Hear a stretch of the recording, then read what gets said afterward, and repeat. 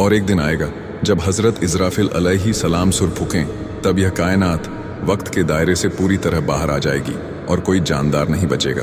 कयामत आने से कुछ वक्त पहले एक हवा का झोंका आएगा जो इनाम वाले लोगों की नाक में से उनकी रूहें निकाल लेगा, और हर उस इंसान की जिसने जिंदगी में एक बार भी दिल से अल्लाह को पुकारा होगा।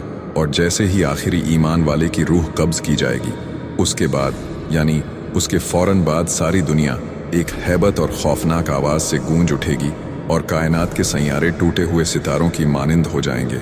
दुनिया में तबाही का माहौल होगा और आसमान टूट जाएगा और जमीन फट जाएगी और समंदर में भूचाल आ जाएगा। पहाड़ अपनी जगह से हटकर रेजा रेजा हो जाएंगे। कुरान पाक में अल्लाह ताला इरशाद फरमाता है सूरह इब्राहिम के आयत नंबर 48 में, डरो उस दिन से जब जमीन और आसमान बदलकर कुछ से कुछ कर दिए जाएंगे और सब के सब अल्लाह वाहिद के सामने बेनकाब होकर जाहिर हो जाएंगे। दरअसल यह आवाज़ ही इस वक्त की ज़िंदगी के खात्मे और एक नई और कभी न ख़त्म होने वाली ज़िंदगी की शुरुआत होगी। और जब हर चीज़ फना हो जाएगी, मसलन इंसान, जिन्नात, यहाँ तक फरिश्ते भी, तो फिर हदीस शरीफ में आता है कि जब अल्लाह ताला अपने अर्श पर एक ज़र्ब लगाएगा और कहेगा, कहाँ है बादशाह, कहाँ है जो खुदा होने का दावा करते थे, कहाँ है जो मजलूम पर जुल्म करते थे।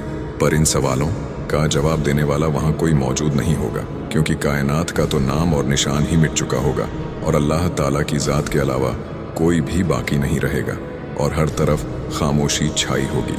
पर इंसान होने के एतबार से हमारे जहन में सवाल ज़रूर आता है कि आखिर क़यामत कब आएगी, लेकिन इस बारे में अल्लाह के सिवा कोई भी नहीं जानता। मगर अल्लाह ताला ने इंसानों के लिए कुरान पाक में और आप सल्लल्लाहु ताला अलैहि वाले वसल्लम से क़यामत से पहले होने वाली काफ़ी निशानियां का जिक्र फरमाए ही हैं, जिनको हम पूरा होते हुए देख भी रहे हैं। और इससे हमें यह भी मालूम हो रहा है कि अब क़यामत में बहुत कम वक्त बाकी रह गया है।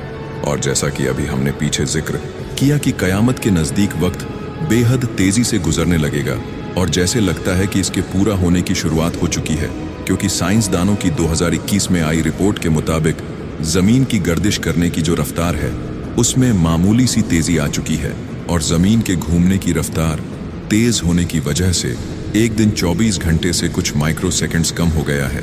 और हदीस मुबारका में वक्त की तेज़ी से मुराद शायद वक्त की कदर से मुताल्लिक है।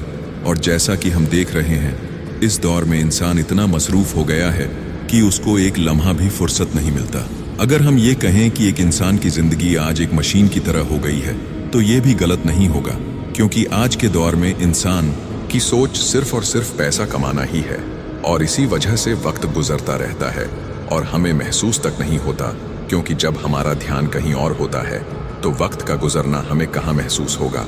इस हवाले से एक दूसरी राय यह भी पेश की जा सकती है कि जदीद के मॉडर्न टेक्नोलॉजी जैसे सोशल मीडिया और दीगर प्लेटफॉर्म की वजह से फासलों में अब कमी आ चुकी है और देखा जाए तो एक जगह से दूसरी जगह जाने में पहले जो वक्त लगता था, आज हाईटेक और high speed transport station system की वजह से वह वक्त इंतहा कम हो गया है।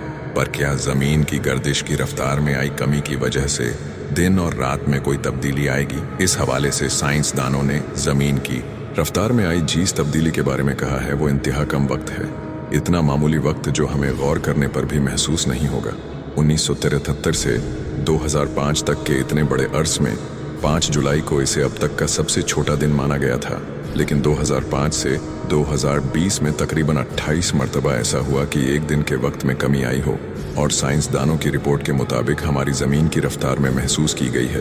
पिछले 50 सालों के मुकाबले में यह अंदाज़ा लगाया गया है कि आने वाले सालों में इसमें और भी तेज़ी आ सकती है।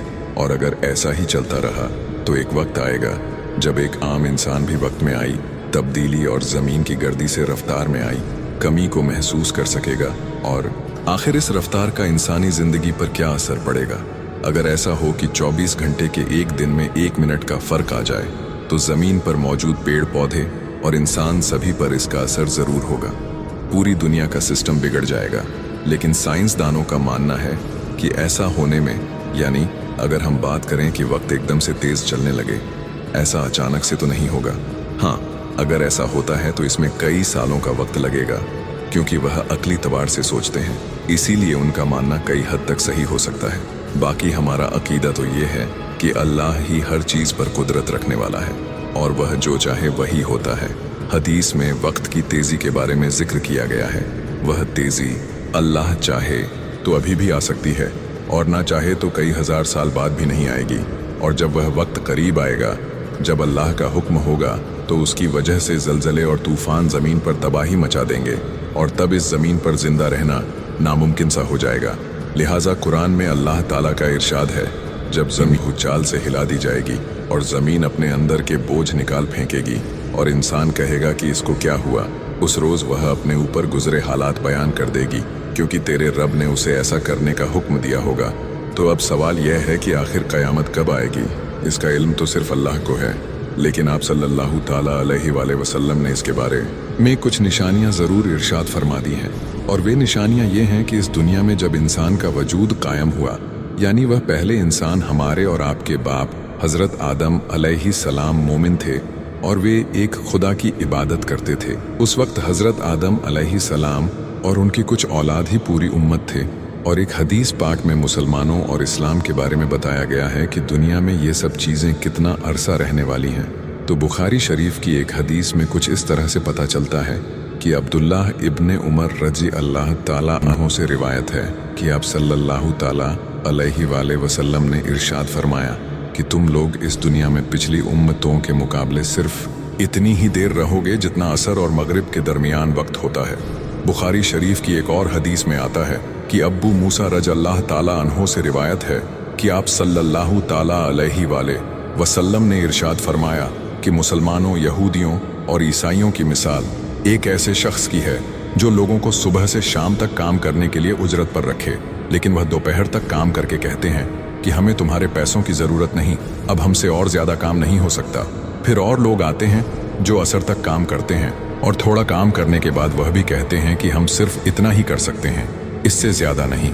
फिर वह शख्स कुछ और लोगों को लाता है जो बाकी का काम मगरिब तक पूरा कर देते हैं, और इन लोगों को पिछले 2 ग्रुप का मुआवजा भी मिल जाता है।